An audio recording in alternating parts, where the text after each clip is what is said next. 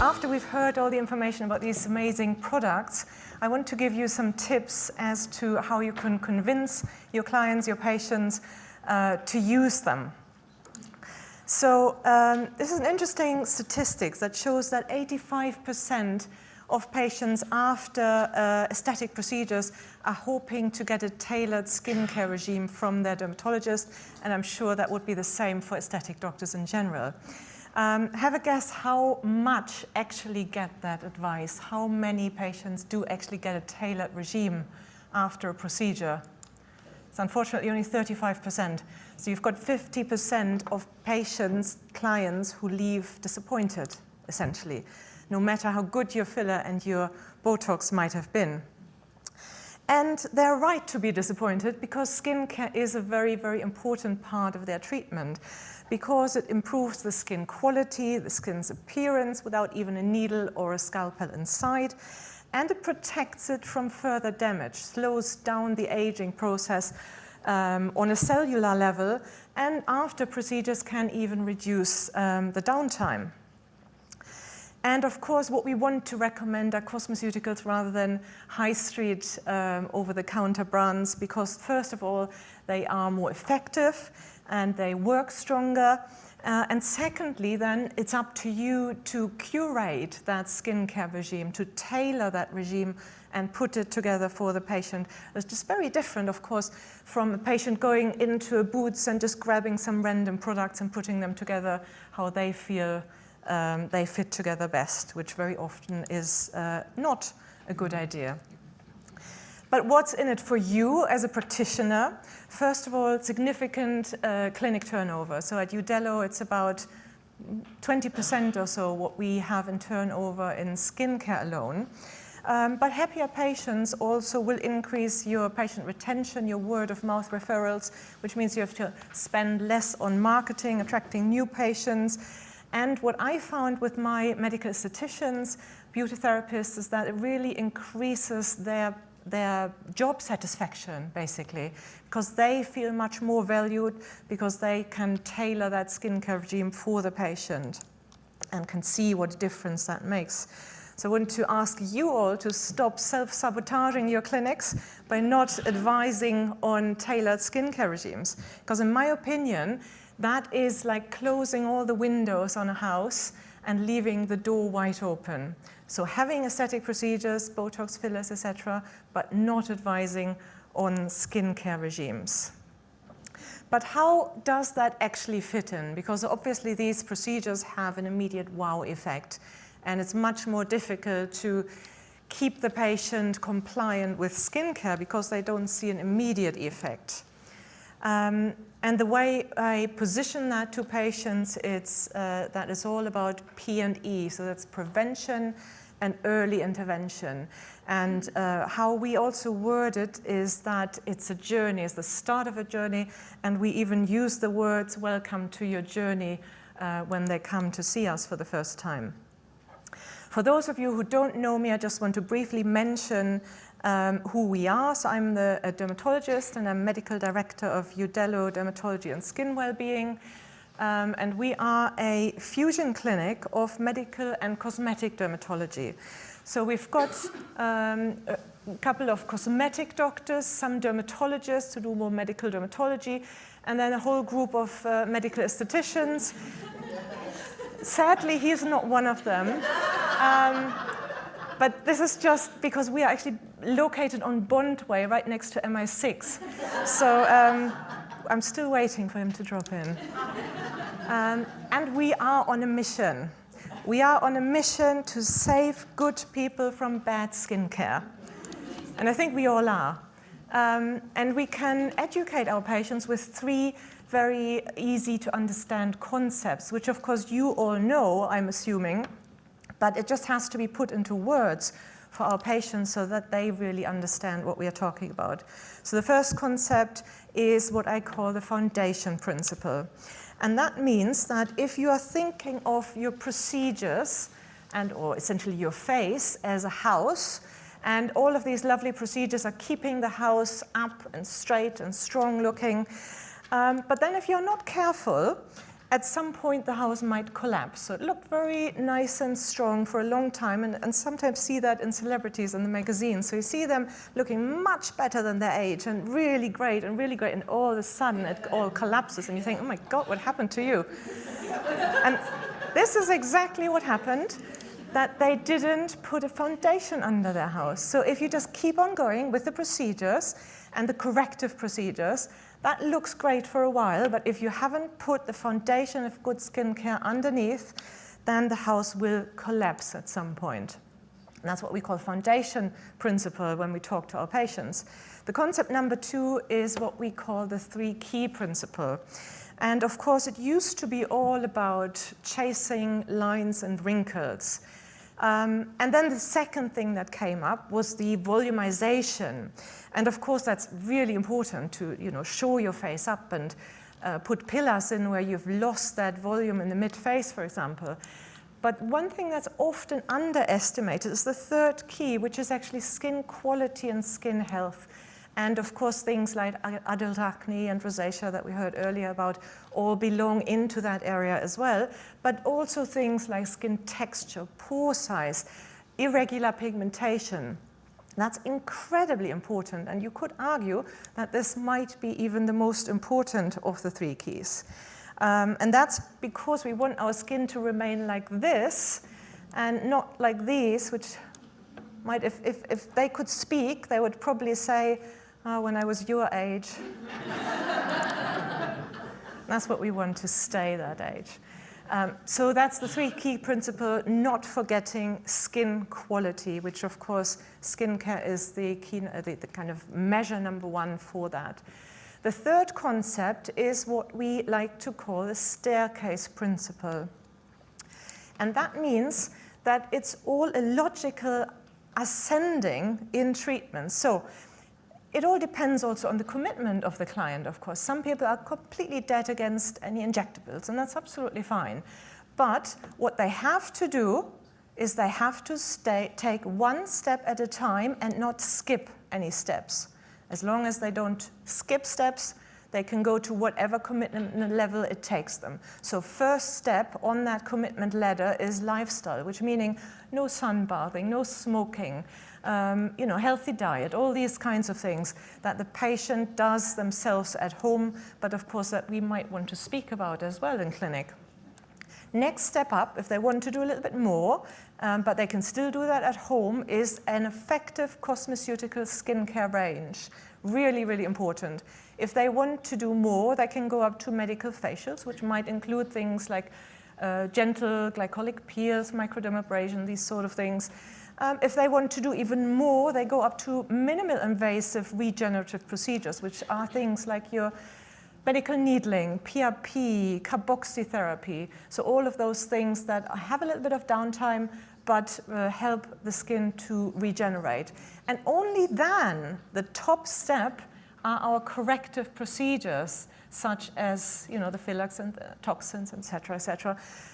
So that really shows how important skincare is, and that it builds basically the base of your big staircase and also the foundation of the proverbial house I presented earlier. So that's how we presented 2 patients. And I've got 3 sales weapons that will help you to sell more skincare in clinic. Now, the first sales weapon that I would like to present is a huge skincare retail area. No, I'm just kidding. You don't need that. Of course, very few of us have that. We are not, department store. So really what the first weapon is a desk. And the reason why it is a desk, because it sets you up as the authority, and you are the skincare curator who puts together that tailored regime for them. And I found that also for my beauty therapists and medical estheticians, in all the rooms where just the treatments are taking place, such as the chemical peels, we always have a desk. And before they lie down on the couch to do the treatment, they're always sitting down at the desk first to speak about their skincare. Do they need any tweaks? How did they get on since the last treatment?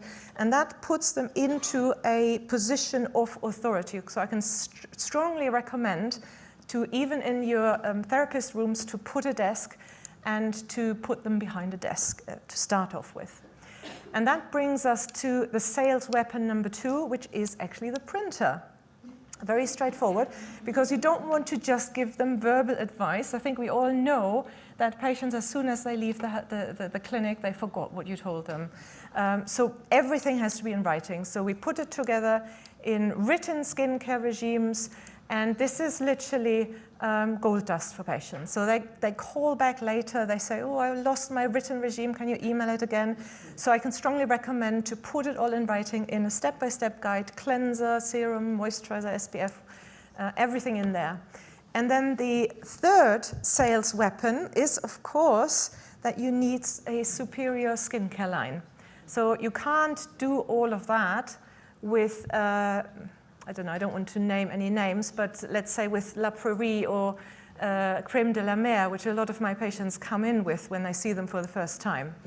So you need a really active skincare, cosmeceutical skincare, which is, of course, a kind of cross between a cosmetic and a pharmaceutical, although legally in this country it's not a defined entity.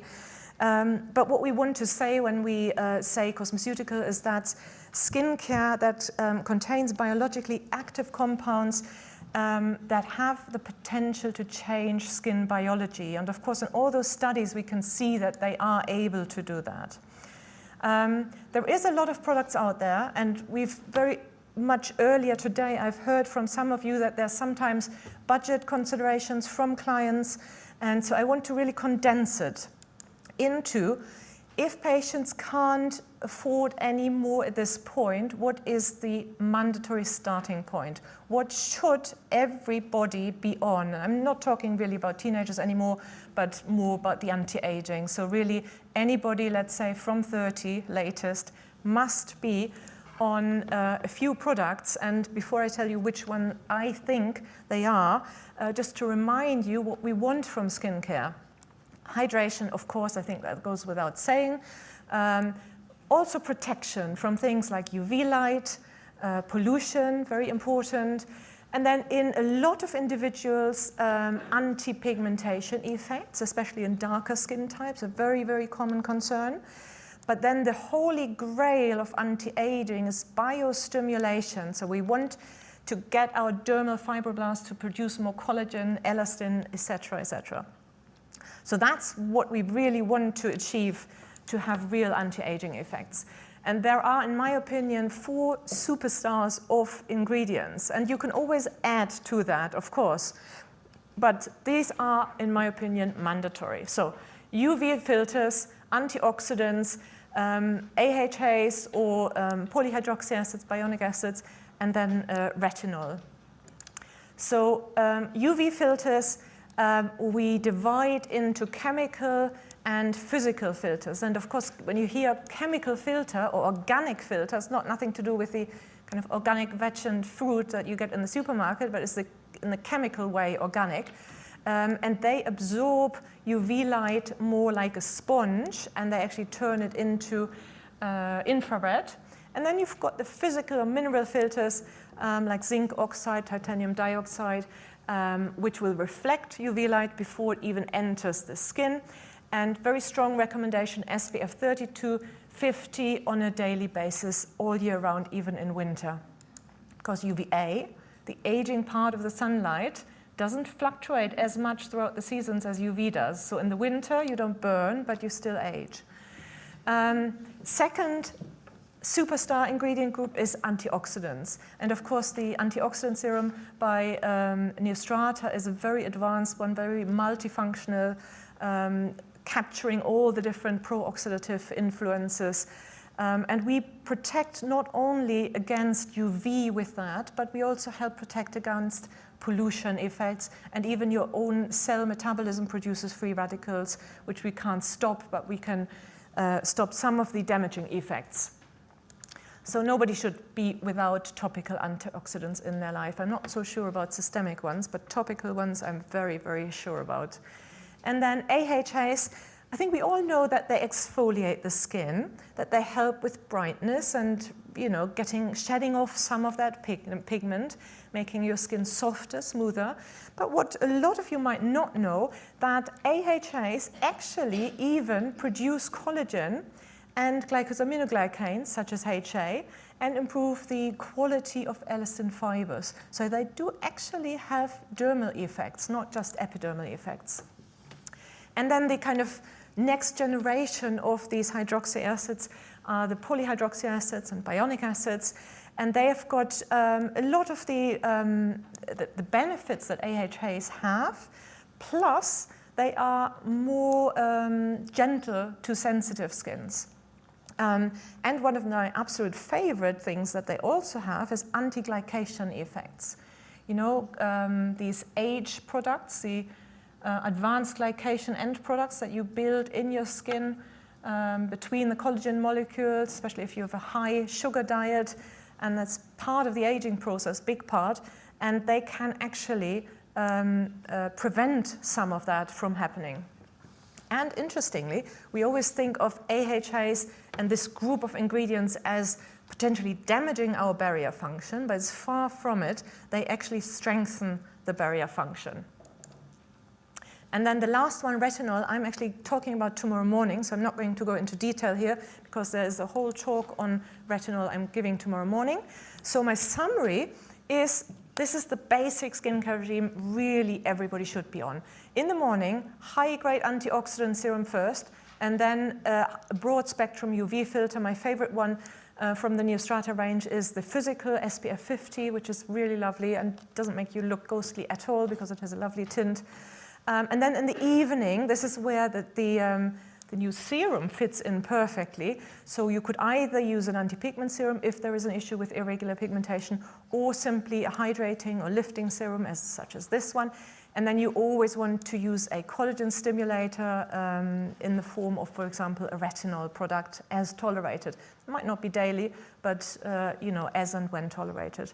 So it's really simple. And really what I want to stress is that it's not only letting your clinic potential down, but it's also letting the patient down if you don't tailor a skincare regime for them, even if it's just 2 steps in the morning and 2 steps in the evening. And then you can always build up from there once the compliance improves as they see how bright their skin is. Thank you very much.